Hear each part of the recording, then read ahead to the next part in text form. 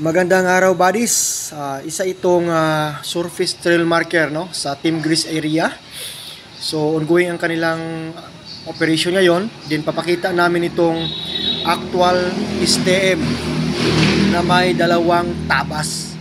So ang tawag nito, buddies, ay elemental marker, wood element, which is prone to code 3 and code 4 ang target. Yan siya, oh, naka-wool sa gilid. Then may another STM na coordinate sa harap ng medyo pointed portion niya. May letter C naman, yan, na ukit. Itong talagang man-made bodies, oh, malalim ito, dalawang tabas. So kung papansinin yan, yan ang lock point niya. So may mga bato pa yan sa paligid. Then previous Japanese camp ito, no, during World War II. So papansinin natin, man-made na bato na ginawan, natural na bato na ginawa ng man-made na tabas.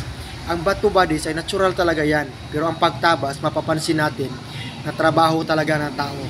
Hindi naman nature yan, no? Tingnan nyo, pantay, tapos ang lalim, straight na straight. So ganito ang elemental marker. Then rich in history ang lugar, so kaya confirm siya na marker talaga.